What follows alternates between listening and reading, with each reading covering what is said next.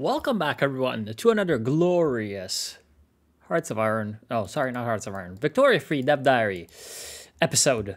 Now, today we're going to. Last time, I guess, we took a look at the cost of war. Everything before the cost of war, which is number 25. Now, those were the Dev Diaries about the new war system and the new Navy system. Now, we have Dev Diary 25, the cost of war. We have Dev Diary number 26, peace deals. And we have Dev Diary number 27, which is technology.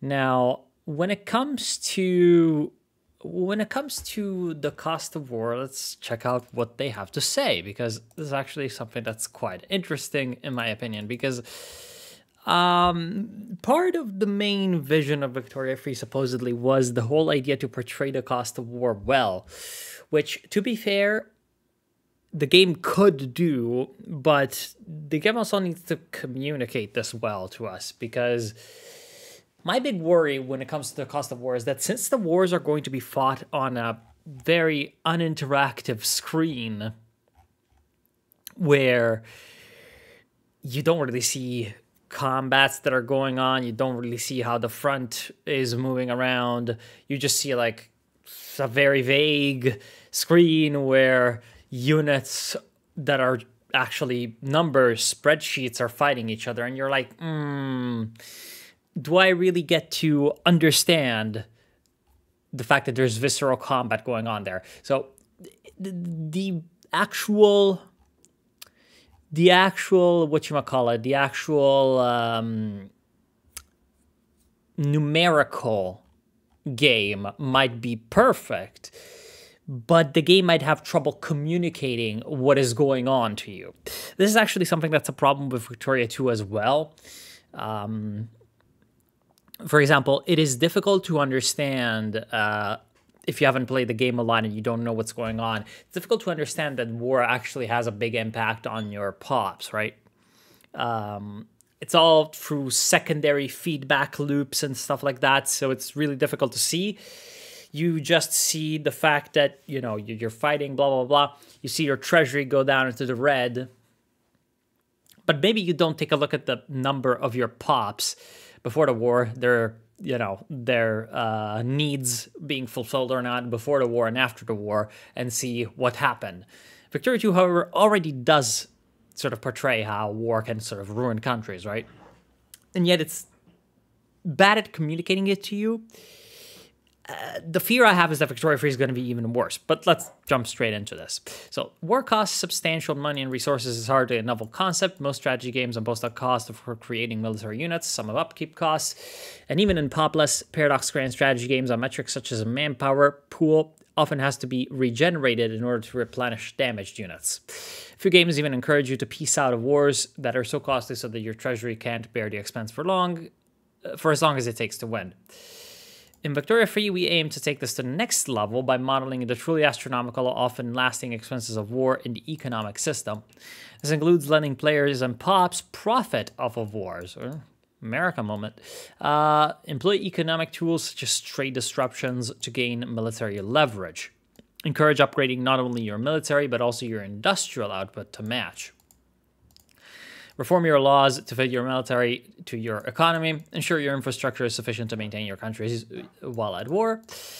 And invest in medical corps and medicine to treat your population traumatized by the front lines. The intention here is to not only give the player a lot of economic levers to pull to prepare their country for war, although that is certainly a part of it. A big reason for making the wars approach the real-life cost is to encourage the player to think hard about the opportunity cost of war, that is, you're missing out by spamming your resources on war instead of development. If war was a cost-effective way of both increasing your power and decreasing your enemy's power, diplomacy would be relegated to nothing but a fall formality before fighting begins, which is kind of the problem with some Paradox games, such as EU4. But if neither party truly desires a war, no matter the power discrepancy between them, that's when the diplomatic play intimidation game to see who blinks first can become real intense. Again, all of this is sort of built in a way where how the game communicates that all of this is actually happening to you becomes very important.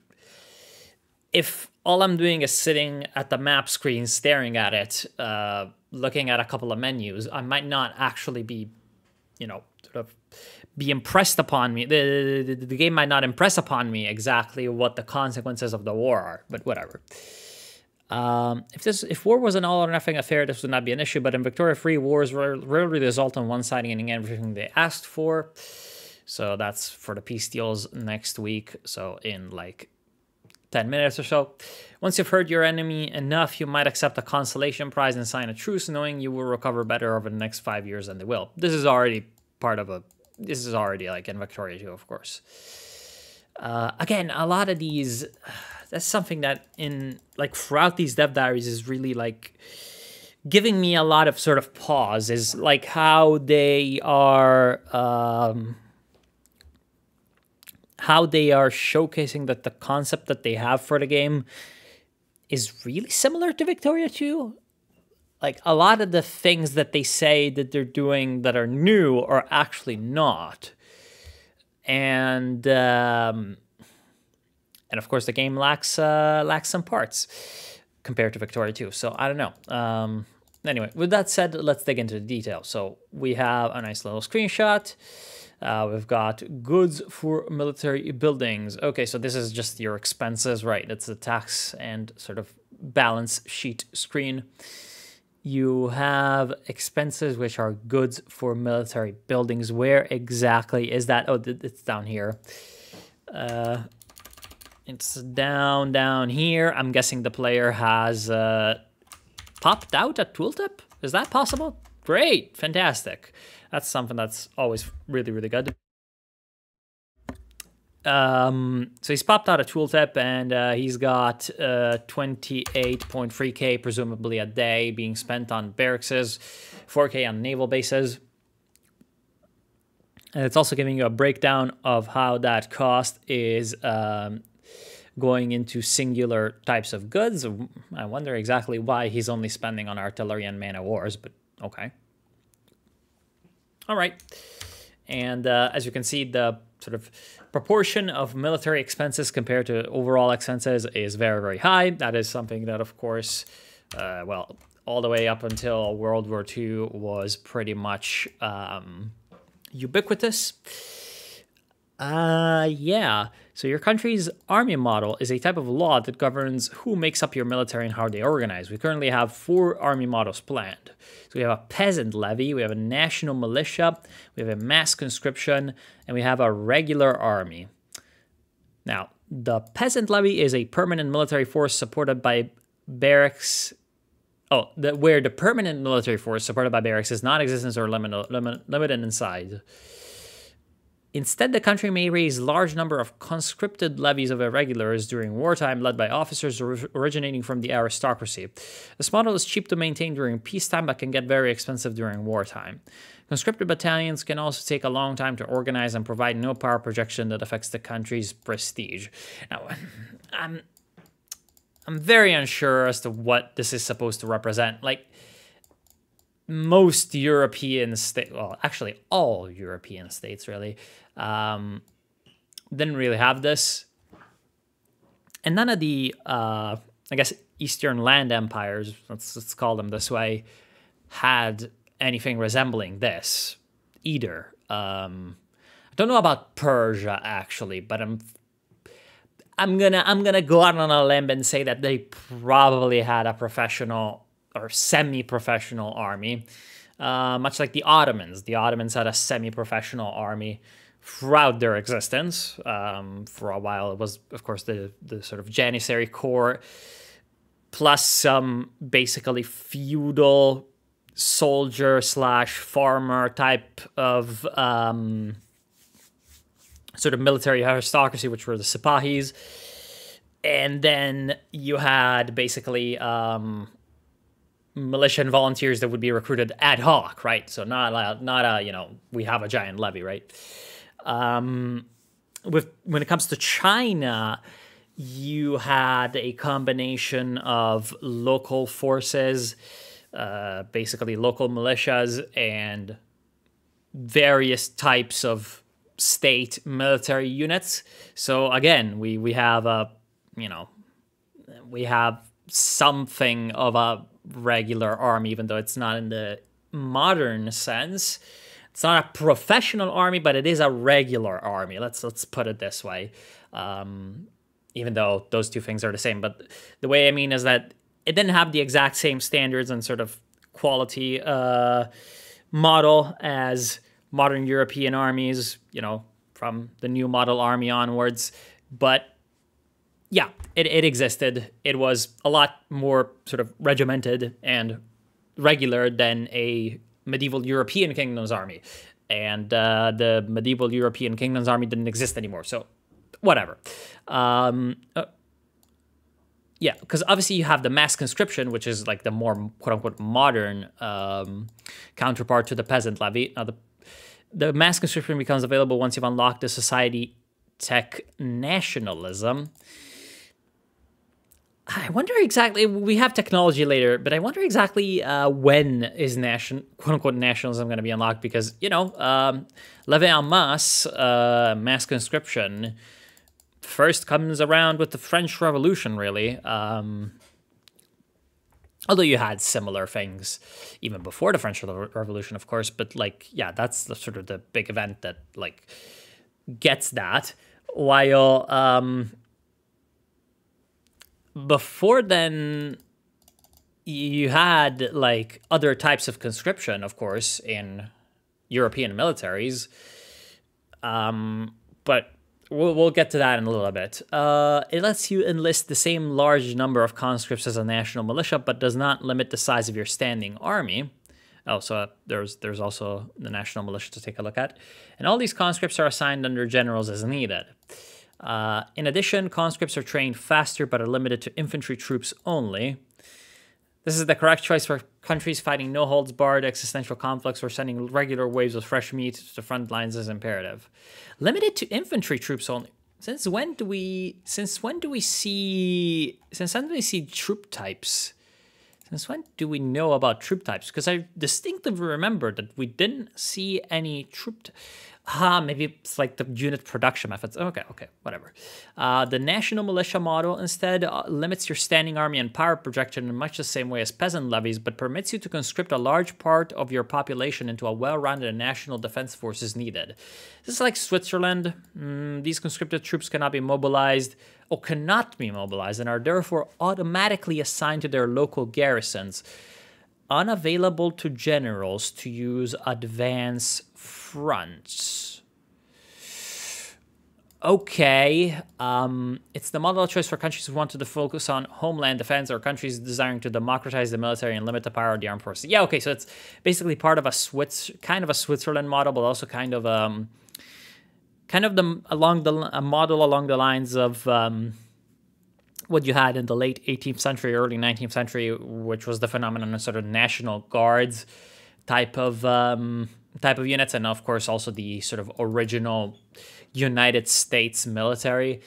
So the National Guard would be basically citizens drafted up and sort of from the urban strata of society, especially sort of small bourgeoisie type of strata, who would sort of partially provide for themselves and sometimes also even elect their own commanders and stuff. Yeah. Okay. Then we also have the regular army, which lets a country maintain an army of any size, even in peacetime, but it also permits conscription of a smaller number of civilians as needed. Its standing army is the pride of the nations and confers considerable prestige onto it. This model has the greatest flexibility in terms of production methods, letting countries configure their armies without restrictions. Technologically advanced countries relying on more expensive crash troops, rather their sheer numbers favor this law.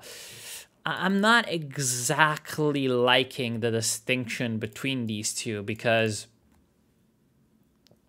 when it comes to the 19th century, I'm guessing that they're thinking about like a regular army equals quality, while conscripted army equals quantity. But in the 19th century, that was really like breaking down, because what you had is that you had the regular armies of the sort of older regimes, right, that were based on basically, let's conscript people, because some of them had conscription, of course.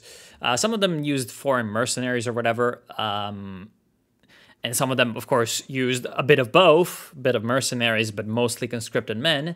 So what you would have is you would have conscripted men that would be drafted on a sort of semi-random basis from communities. And the regular army, or sort of barracks or quality army, would be the army that had long terms of service, that would seek to separate the army from society and sort of send the men from one area, drafted in one area, to another one, and sort of push them to become as sort of professional as possible or whatever. And instead, you would have a sort of mass quantity army that would be, we draft a lot of people, but with lower terms of services, right? So what you have is you have less of a separation between the army and society, and so the army isn't as sort of loyal, quote unquote, but this causes, of course, less political issues, less unrest in the communities in which you're drafting, because then the men are coming back, right? So these were sort of the two competing models, sort of before the Revolutionary Wars and the Napoleonic Wars. Of course, the sort of regular army model of the old regimes was completely annihilated by the French Revolutionary sort of army, right? The army that was motivated by nationalism rather than sort of loyalty to the crown. And this is sort of more along the lines of what the mass conscription here is supposed to be, of course. But then what you have is that the two sort of synthesize into each other, right? First under Napoleon, where you do have a sort of regulated instead of random draft of men. So it is a sort of conscripted army, but it's also a regular army in that sort of the professional officer corps is exalted above all else, and that's, you know, where sort of the prestige of the army comes in, right? And what you have is that the few states that are sort of holding on to the old army model, like the Austrians, due to partially political reasons, partially blah, blah, blah, get completely trounced in the wars of the sort of mid-18th century, or sorry, 19th century, by countries that instead operated military reforms to sort of synthesize these two models, such as Prussia, such as France, such as Britain, of course. So, like, I understand why these four exist, but I feel like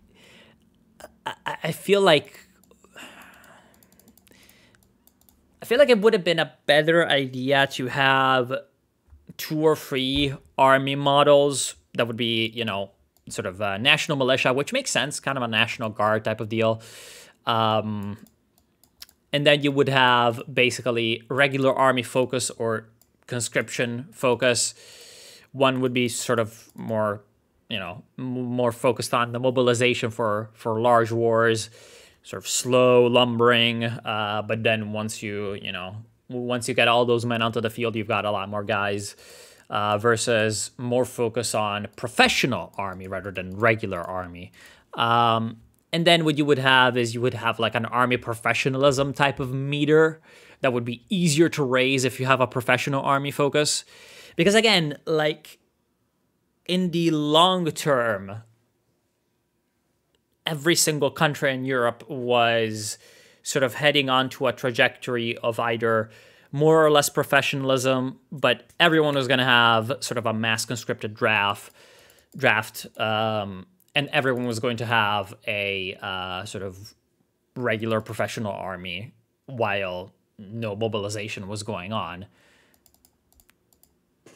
But a very, very small part would be, you know, the professional type of army. Most people would be drafted. this is literally the same for all European states, so whatever. Giant rant over. So, like all laws, changing your army model will be popular with some interest groups and not with others, and in most cases we'll need to have at least a semi-legitimate government that favors the law in order to have a chance to pass it without major complications.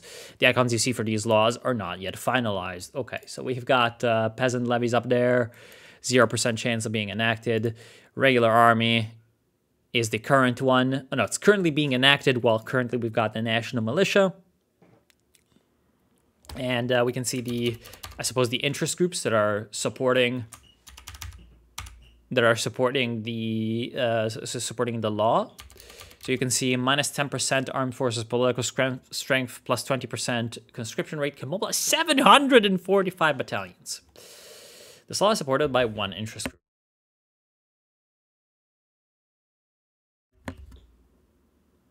Really now.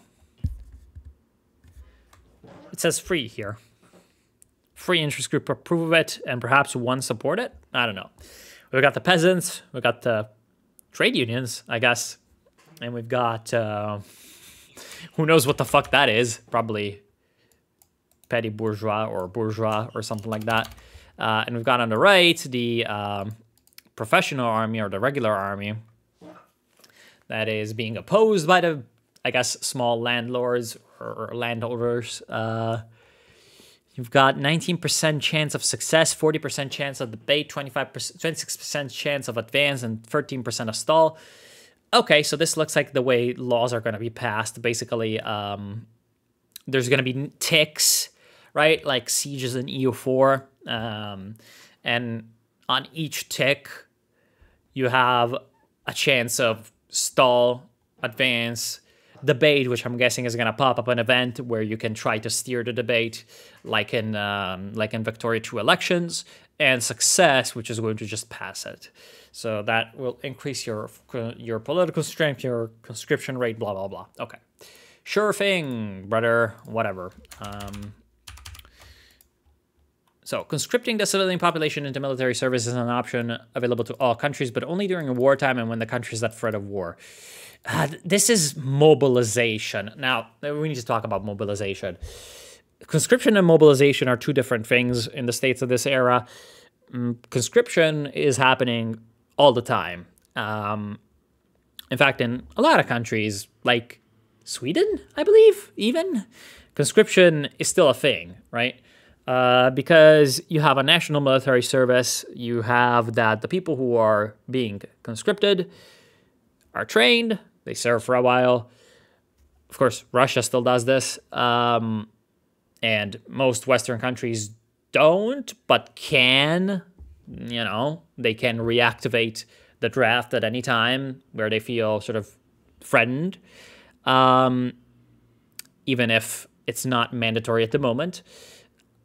And what you have is that then the people who are trained go into a reserve, and if the state is sort of strong and structured and well organized, then they're going to be, you know, they're going to have the resources to retrain these reservists every once in a while. So what you have is that you have a cadre of people who are fresh in terms of their military service, and then you have also a much larger cadre of people who maybe they're not so fresh, but they have some experience. And so when they're recalled, when mobilization happens, they're not just people who you've given a gun to and they don't even know how to use it, which is how it works, but they're using the wrong terms, which is when you've got historical things, you should probably use the right terms for things. Conscripted battalions do not project power and therefore do not impart prestige. Okay, so this is basically, wait, how don't they, though? This doesn't, they should probably project. Power projection is something that I believe hasn't been explained that well yet, but yeah, okay. Oh no, wait, it's a part of the prestige, it's the new military score, basically. Why, though? When you've got millions of men mobile, whatever. And under some army models, they do not have access to certain advanced production methods that require specialized training. Conscripts can be activated by state or across all your country at once. Oh, that's great. I love how you can only activate like a single state or not. Activating conscripts creates a conscription center in the state where civilians are recruited into temporary military service. Creates a conscription center. So it's like a special building that is created on the spot. So it's not how I thought it was going to work. In the previous Dev Diaries, I thought that the way the conscription centers were going to work is that they were going to work like in Victoria 1, where you build either regular troops or mobilized troops. And the mobilized troops cost less, but once the reserves are activated, they, they're just as good. Okay. And the cost of these conscripts are only incurred as they become active. This means that relying on conscription civilians as needed can be a competitive strategy to keep the military budget down, but it does come with its... it does not come without its own costs. First and foremost, while with the conscription center appears, recruited pops will leave their regular places of work. If the conscripts in a certain state happen to primarily originate from the lower strata of underpaying lead mines, that will reduce output and thereby affect the munitions plants, blah, blah, blah. Yes, we know. Conscription affects everything because you have less workers. And the economy is interconnected, so yeah, you can have a breakdown in supply chains. If you have enough pops in search of labor, the situation will correct itself over time as the lead mines will rehire their lost workers. But in the long run, this simple action of initiating conscription in a single state will still mean a shift in wealth distribution, political allegiance, blah, blah, blah, blah. Yeah. This shit happens. Even after a successfully prosecuted war, these men returning home alive may need to look for new opportunities to regain their old standard of living. Everything has consequences. And hopefully this is part of how fascism will happen, veterans and shit. I'm not sure if veterans are going to be a mechanic or not, but okay. Which would be interesting when it comes to social spending with pensions and all that. Second, conscripted battalions are always created from scratch, which can take a lot of time. This means that they lose any experience gained in the last armed conflicts as they stand down, while your standing army units will get more and more impressive over time. Soldier for soldier, your conscripts will give you less bang for your buck. Now, this is not something that I'm 100% sure about. Again, these armies in the 19th century and, well, even up into the 20th and some of them today, part of the reason why they had this sort of reservist system is that so that they wouldn't have as many people in the army at once. But then in times of need, they could call upon gigantic masses of experienced people. So depending on your army model, perhaps they should start with some experience. Now, this is even something that is ooga booga. Even something that is represented in some other Paradox games, question mark? Is it represented in Victoria too? I don't remember. But I'm pretty sure. Let's go to Victoria 2 wiki. Am I dumb? Am I like completely fucking dumb?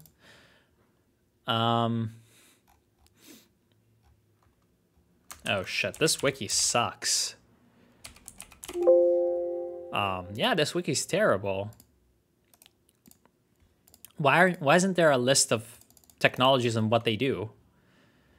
Oh shit, this kind of sucks.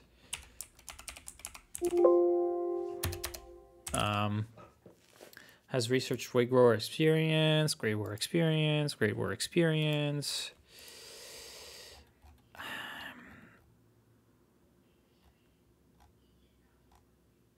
I might be going insane. Share prestige. Well, at least here we've got a list of... things. Army's organization, Army's morale. Organization, consumption.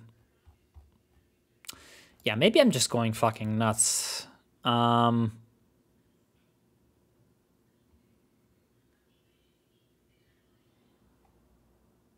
Is there even experience in Victoria? I'm getting confused. I'm getting fucking confused. Whatever.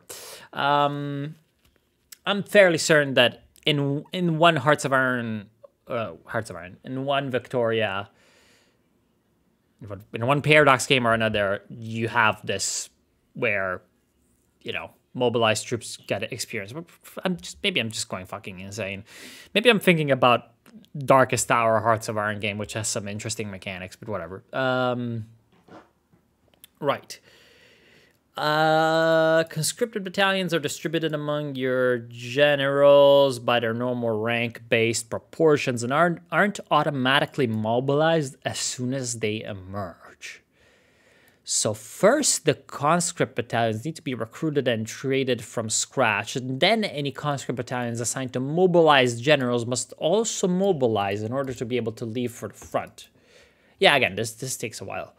While all of the above happens automatically with the press of a button, the impact can be complex and experienced over time. Much like in Victoria 2, again, I'm not sure why you're trading this as some, like, rocket science new breakthrough. Anyway. Oh, Albania!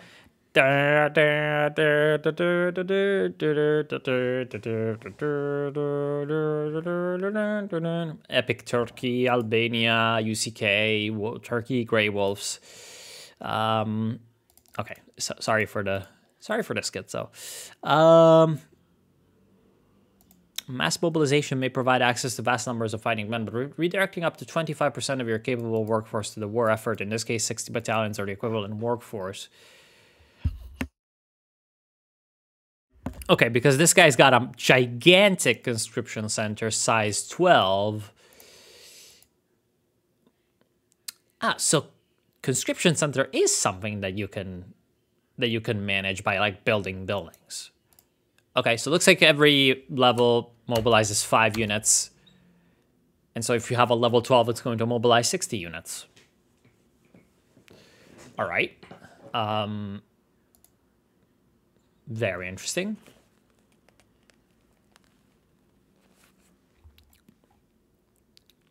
Very tangible cost, of course, is the actual money you're spending on the military goods for your mobilized troops, blah, blah, blah. You've got arms exports, trade routes, convoy raiders. Yeah. We've got things that we know exists. War of Russia has broken out. The Conquer state play in the Nubia has resulted in a war between you and Russia. So you're the Ottomans. The Russians are coming in. They've got 200 people. The British have 100 people. Wow. The British allying with the Russians to take out the Ottomans is not exactly realistic for this time period, considering the British did exactly the opposite. But whatever. Ban slavery in the Ottoman Empire? Question mark? Russia, you've got slavery? You've got serfdom. What? Okay. The Ottoman Empire, slavery was effectively not that big, but whatever. Okay. Humiliate the Ottoman Empire, liberate Moldavia, conquer Kars in Armenia, conquer Dobruja. All right. Russian war reparations. You've got all the Ottoman puppets coming in. We see some suspiciously round numbers of available versus required convoys. Okay, so ending up on the opposite side of your trading partners during diplomatic plays can be catastrophic for war effort. On a screenshot, we can see the British used to supply the Ottomans with 100 units of artillery each week, but with Great Britain now siding with Russia, they will have to try to find a new trading partner as soon as possible, or try to hold the Russians off despite an artillery shortage. Another potential crisis the Ottomans have to deal with is the immense stoppage of a smaller amount of liquor? The Ottomans? Liquor? They're Muslims? What? Okay. An enormous, well, they've also got Christians, of course. And enormous quantities of luxury clothes, at least the latter of which is prone to make many wealthy pops feel this war might carry. What the fuck are you talking about? Have to deal with is the imminent stoppage of a smaller amount of liquor and enormous quantities. Okay, so like I guess the nobility is angry because they can't get the luxury clothes, I guess. So since the war is causing a disruption in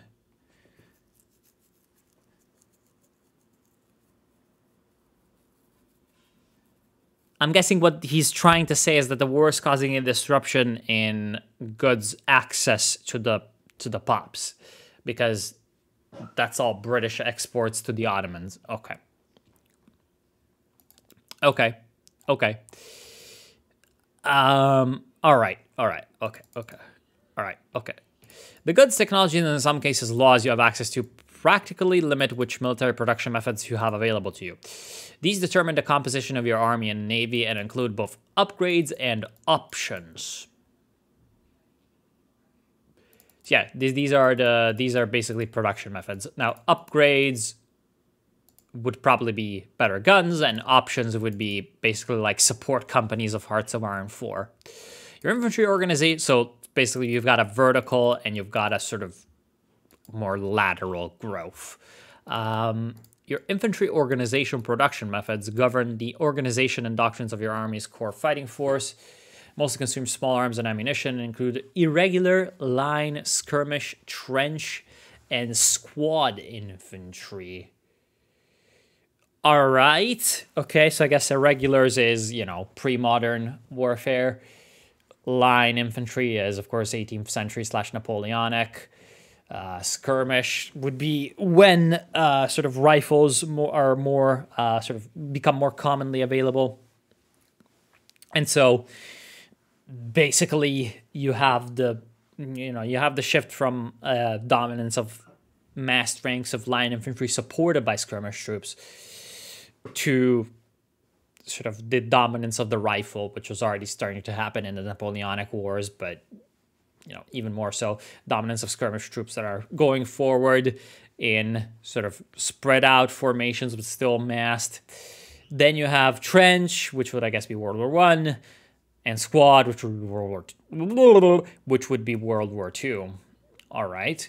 See, part of the reason why I'm not too 100% on this is that you have wars in this time period, and I'm specifically thinking about the American Civil War, where you have several of these sort of coexisting. Like you had basically, yeah, you had basically a regular type of guys doing guerrilla warfare.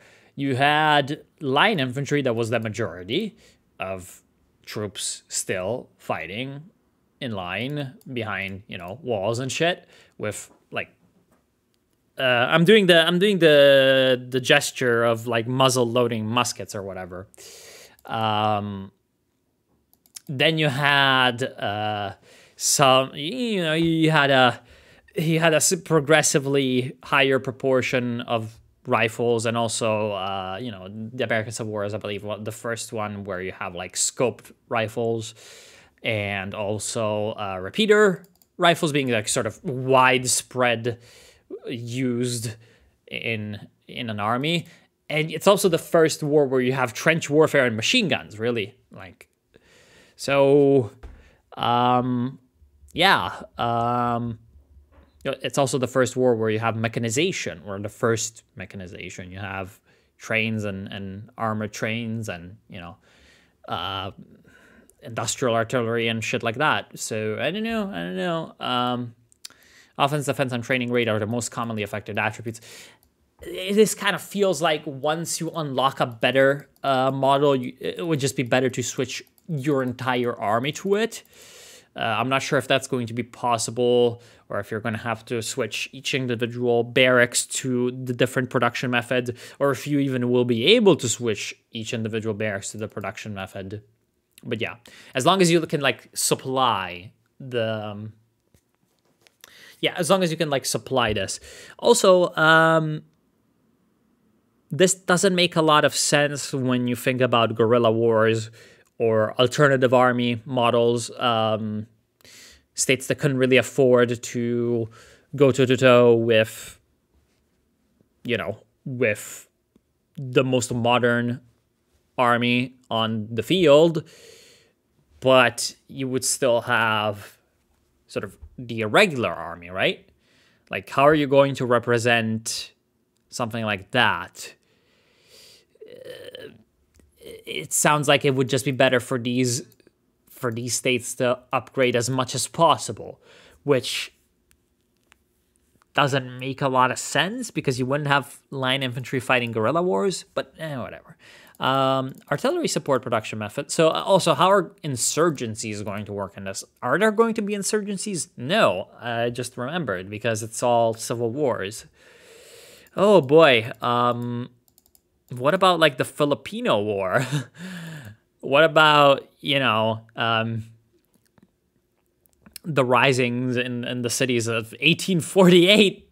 The like most important event in all of the, well, except for World War I, but like the biggest event in all of European history at that moment. In Victoria 2, you have stacks of rebels rising up.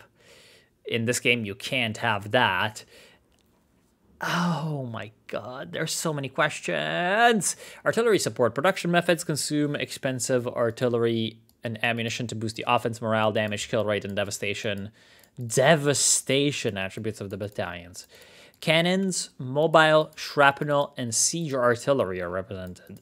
Oh boy. Now, I'm not an expert on any of this, but like I know quite a bit about general army organization, infantry, blah, blah, blah. The evolution of warfare or something. I know next to nothing about artillery, but what the fuck does this mean? Cannons, mobile, shrapnel, and siege artillery.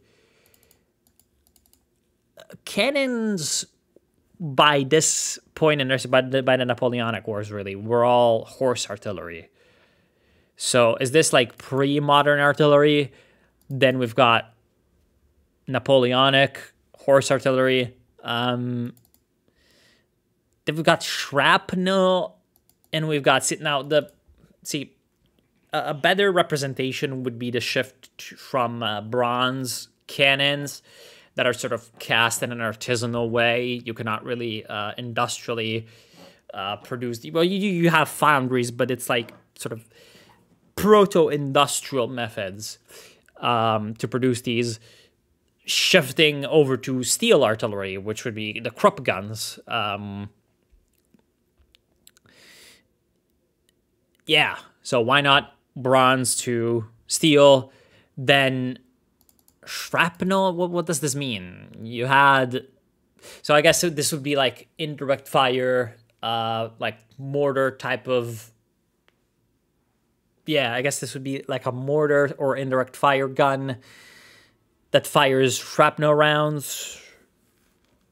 Okay. Yes. Okay.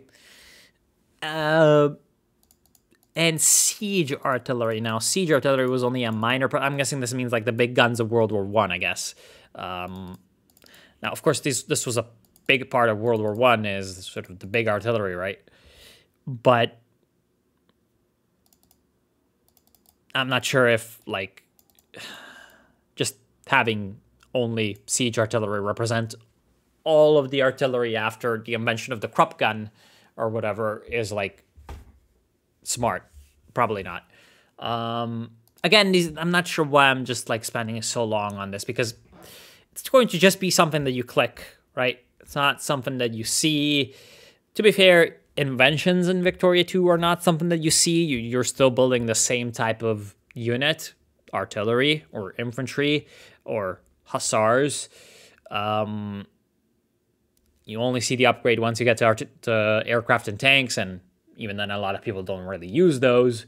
So, yeah, I suppose Victoria 2 had this problem as well of sort of not really communicating to you very well how these things are sort of progressing. A game like Hearts of Iron has been a lot better, actually, at sort of explaining to you how your armed forces are evolving during the playtime. But hey, shoots himself in the head. It would be nice if a new game had better features. That's what I'm saying. So your battalions' mobility options affect their ability to get around on scouted terrain, impacting their ability to do damage during an offense and capture large amount of territory at the conclusion of one battle. Cavalry forces are the default, which can eventually be supplemented with bicycle messengers. And after the turn of the century, aerial reconnaissance or even an armored division supplied by regular... Oh boy! Oh boy, what the fuck is this? Okay, so here we have something that's weird, because here we've got... okay, so the way this works is that you build generic battalions, right?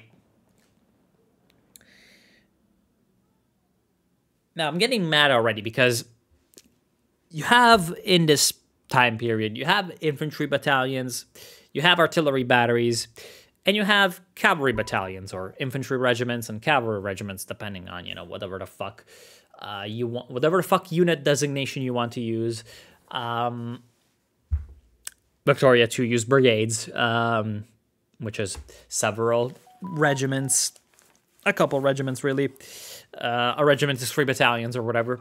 I mean, in modern, in a lot of modern militaries, at least, we have an issue. Battalions here are a generic unit that represents a balanced force of infantry, artillery, and mobile troops, which is not at all how it works in real life. How it works in real life is bigger units, divisions, and armies represent the combined arms. So basically, composition doesn't exist anymore. But to be fair, since battles don't exist anymore, yeah, you can't really have composition. But it would still be nice to have composition, you know? Decide to allocate most of your artillery, which is going to be most of your firepower, hopefully, to one front, while another one sits back into defense. That's strategy, you know. Why they have removed that from the game, I frankly can't fathom, but okay. Now, it also gets even weirder, because with infantry and artillery, yeah, okay, you have a progression that makes sense. You could, like, argue the historical accuracy of, you know, the terms or whatever, but it makes sense, right? That they go forward linearly. When it comes to mobility, sub-battalions, I don't know. When it comes to the mobility part of your battalions, it's really weird. Like, cavalry, then bicycle messengers, then either aerial reconnaissance or armored. So, okay, so it branches out. Instead of just progressing linearly, up a tier, up a tier, up a tier, up a tier, it then splits off into 2, right? So you either have armor or aerial reconnaissance. Apparently you can't have both. And apparently you can't have all 4 at once, right? Because, you know, World War I, where you had cavalry, you had bicycles, you had armor, and you had aerial reconnaissance on at once, you know, a combined arms force. Apparently that's not real. You also had armored cars, right? I guess tanks are supposed to represent also armored cars. You don't have, of course, any motorization because blah, blah, blah. It's just so weird how for most of the game you're just gonna have cavalry, right? So you can't, for example, so if you're gonna have the branching for the sort of the branching last tier between area reconnaissance and armor, why not have a branching tier for everything that gives you some kind of choice, right? So, for example, with cavalry, you could choose between cuirassiers or whatever. Like at the beginning, you could choose between cuirassiers and hussars. So you have hussars that give you more reconnaissance, while cuirassiers give you more combat power. So heavy cavalry versus light cavalry. You know? Something like that, perhaps? Yeah.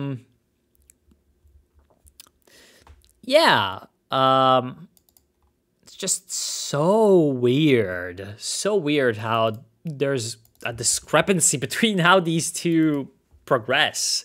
Yeah, whatever. Your standing army can also unlock various specialist companies for barracks to focus on. These include machine gunners, infiltrators, flamethrower companies, and chemical weapons specialists. War crimes. So this appears to be mostly an ultra late game thing. I wonder if you can only pick one. Yeah, most likely you can only pick one. So machine gunners for defense, infiltrators for offense, flamethrower for offense, and chemical weapons for improving your artillery, I suppose. Okay. Right. Again, would be nice if you had like earlier options as well, such as I don't know, fucking engineers, you know, combat engineers and shit.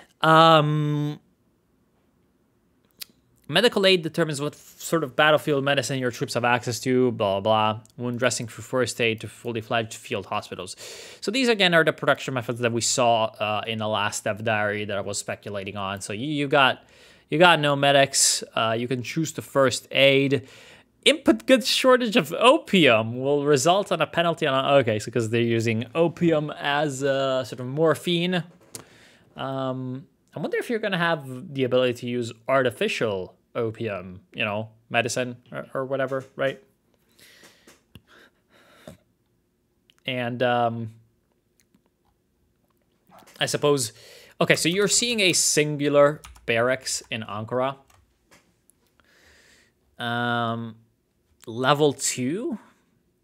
I wonder how many troops that is. Maybe 10,000, because employment 10,000.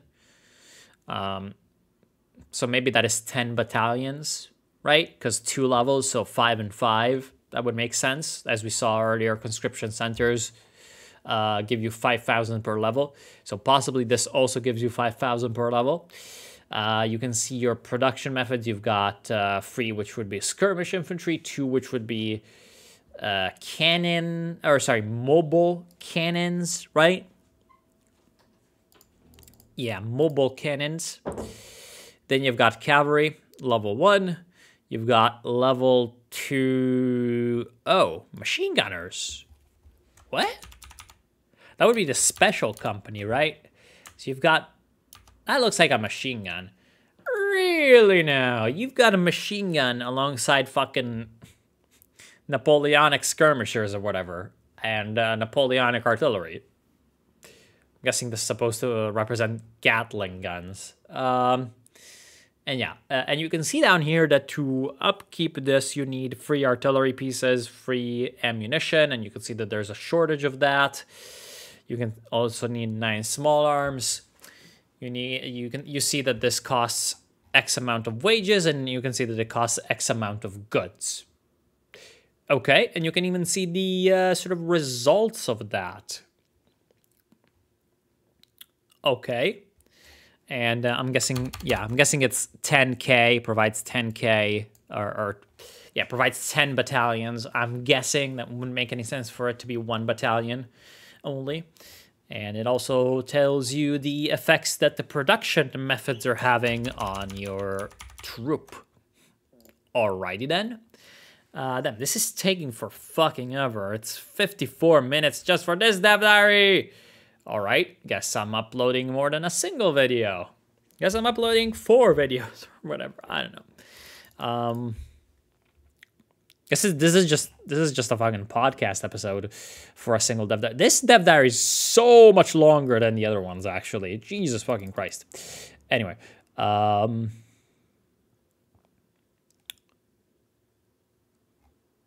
similarly, naval bases also consume goods to produce flotillas with different attributes.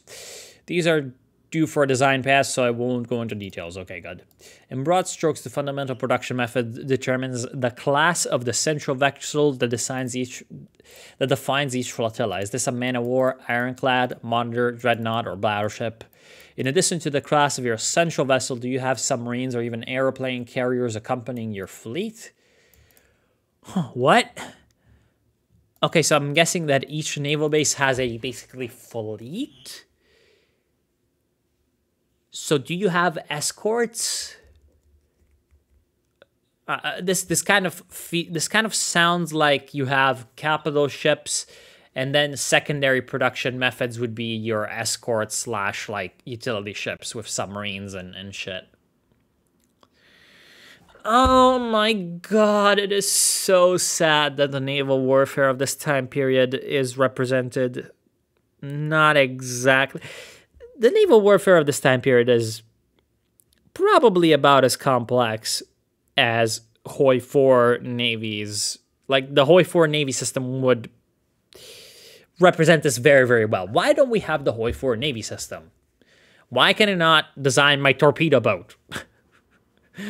Again, not in the design philosophy of this game, but why can't I use different types of fleet compositions? Why can I choose to... Why could I not choose to go je ne sais, and just completely ignore capital ships? Why could I not... why can I not, yeah, why is it all like... Oh my god, man. Oh my god. Oh Allah, please forgive me. If you've paid especially close attention, you might now ask, we know you must mobilize your army and generals to see the effective use of them in wartime, but what about mobilizing your navy and your admirals? In fact, navies are considered to be always ready. Yeah, this makes sense. And in active service and do not need mobilization. Yeah, modern navies are this way. You also cannot recruit conscripts to start manning your warships just as war breaks out, for obvious reasons. Sort of, question mark? This means expanding and upgrading your navy is both a long-term process and a long-term investment. Of course, navies are excellent. Yeah. You've already explained this in the Navy Diary. Navies are cool. Navies are Chad. Navies are Sigma. Blah, blah, blah. Since navies do not cost any more during wartime than in peace. Wait, what? Do you not have, like, navy funding? What? Do you not have mothballing or anything like that? Do you not have state of readiness, I guess? All right. You can set up most orders for your admirals at any time, even while at peace. Once they spot ships flying hostile flags, they will take action automatically. This is just a flowery way of saying if war breaks out, they do things, but kind of sort of feels like it's saying that your navies are always at war. If I was interpreting this rationally, this would mean that, like, you could have incidents or something where, like, you find the ships of your sworn enemies. Maybe you're not at war, but, like, they start shooting each other. I don't know. Incidents at sea. How many wars started in this time period. A less direct cost of war, which nonetheless can have severe consequences, is, and hopefully it won't, but it might cause wars in the future as well. A less direct cost of war, which nonetheless can have severe consequences, is devastation. This reflects direct damage to an entire state and its infrastructure caused by battles transpiring in that state. Particularly large degree of devastation is inflicted by battles involving heavy and sustained artillery barrages. Now, this is something that I was fearing, because I remembered earlier that he was saying that the artillery changes the devastation attributes. Now, this is, of course, sort of supposed to represent like World War I trench warfare, right? Two armies are sitting around in one place for a long time. They boom, boom. First of all, that's like a whole lot of like devastation or whatever. But like weapons for the vast majority of human history and the extreme vast majority of Victoria too, did not really have the potential to do this. What caused devastation in war was people. May I explain myself? What you have is that an army of occupation invading an enemy country, or also even an army passing its own country, but like being forced to by like bad logistics, would have to live off the land, right? And also, even if it doesn't have to live off the land, what you have is that, of course, an army passing through an area, there might be partisans, they shoot at them, they take revenge, they take reprisals, they kill people, blah, blah, blah. Atrocities, war crimes, etc. So this sort of shifting of the burden of devastation, let's call it, of the cause of devastation from human beings in war to the weapons of war just being somehow unrealistically incredibly powerful in an age where they weren't. Again, World War I did happen, and you did have sort of no man's land, and you can still see no man's land today, right? But no man's land was in a sort of the trench system of the Western Front was a very unique thing. In fact, in all of world history, it's very, very, very rare that war stalls in such a way, because when you normally have when a war stalls is that it's either stalled on a very, very specific point, for example, the siege of Sevastopol in the Crimean War, in which case, of course, that area is ruined, but locally, or what you have is that it stalls, but without major fighting across a region.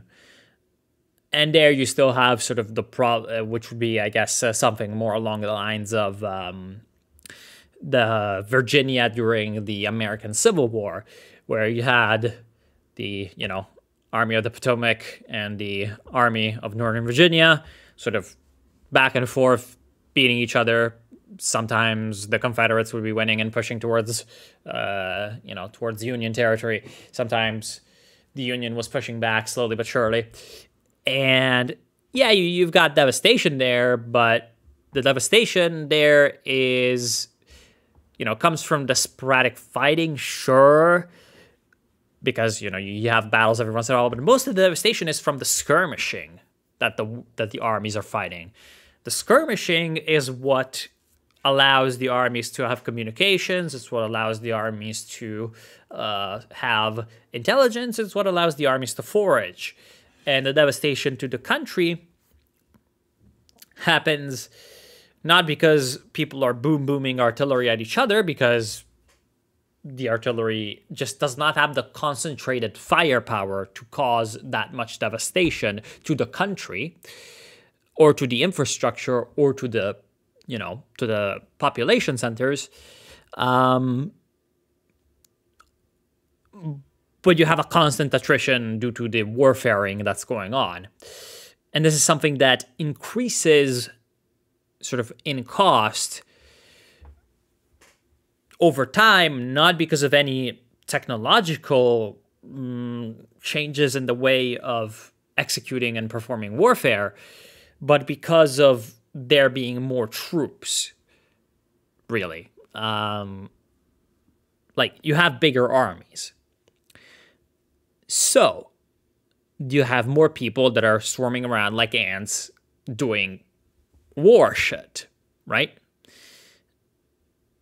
What Paradox is thinking about with this is like, very much like advanced industrial warfare, where the weapons themselves are able to damage the country to a major degree. And again, you see that in World War I partially, right? But in the Western Front, you have a particular sort of convergence of two sides, two armies staying in very, very similar positions for a very, very long period of time, all the while fighting very heavily, which is a very unique thing. It's only repeated like in the Iran-Iraq War and in a couple other conflicts to a smaller degree, right? Really, the ability of the weapons to have the most impact on the land, the infrastructure, the communities, the people of the civilian areas that are, you know, the theater of war, is really something that comes along with World War II, with total industrial warfare taken to its sort of, you know, to its obvious extent, with strategic bombing, with weapons of mass destruction, with the larger employment of chemical weapons, even though they were employed less in World War II than in World War I. But, you know, biological warfare being a thing now, Unit 731 in China, and it explodes afterwards in, you know, the proxy conflicts of the quote-unquote Cold War and in the modern day, with sort of the latest iteration, I guess, being drone strikes and shit.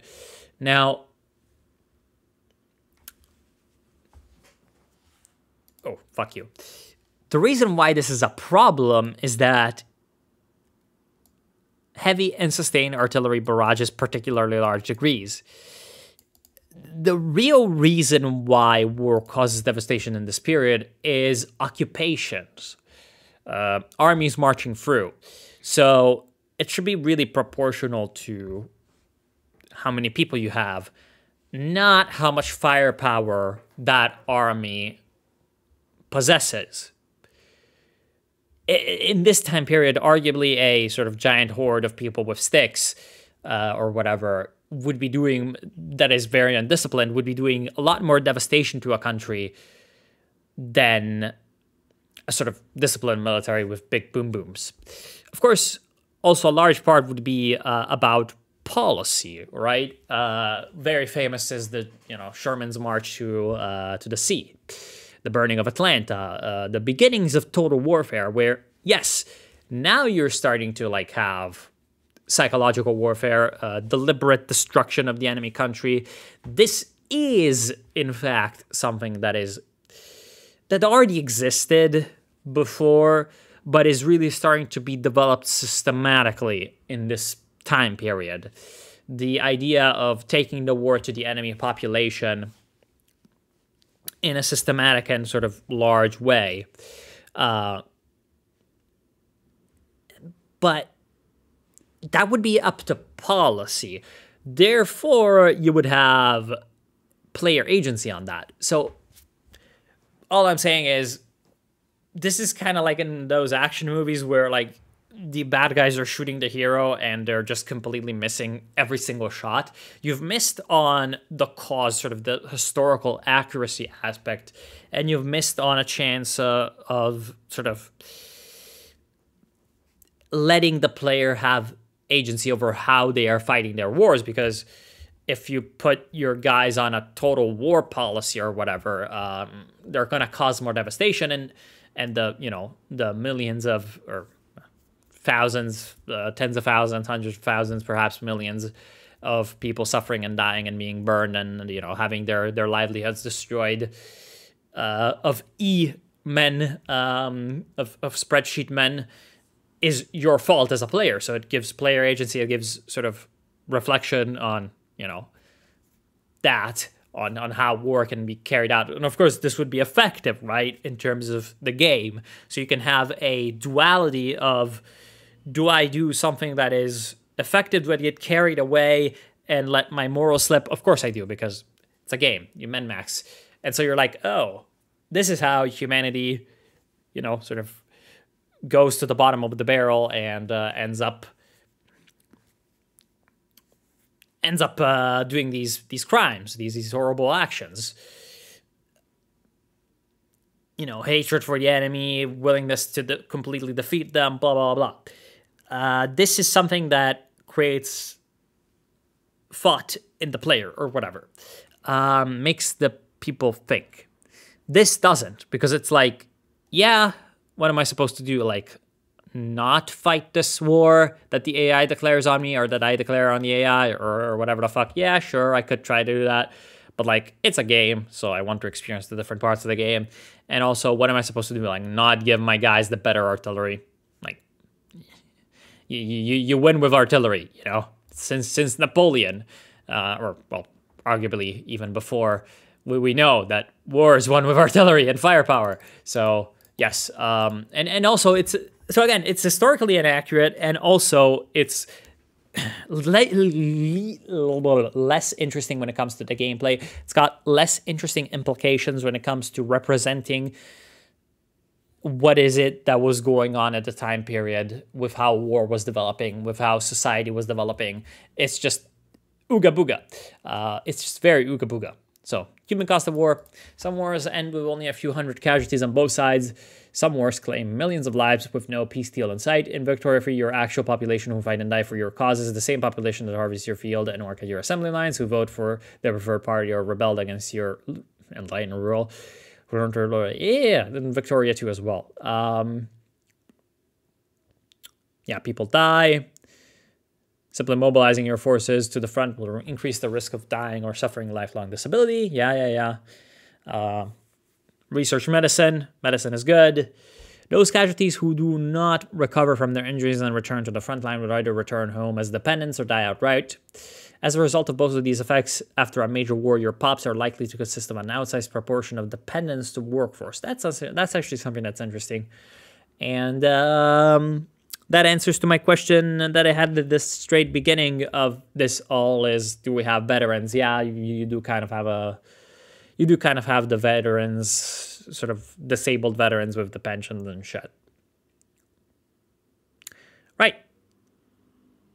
And of course, the Paradox forums loves this.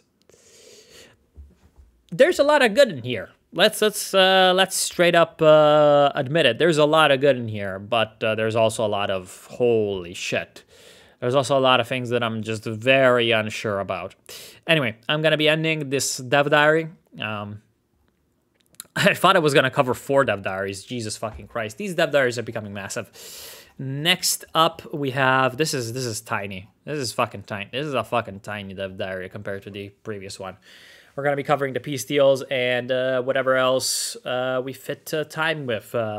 Technology and perhaps even the one that... the next one that is going to be released, which I'm not sure what that's going to be about, but hey, we'll see. Focus trees. See you soon.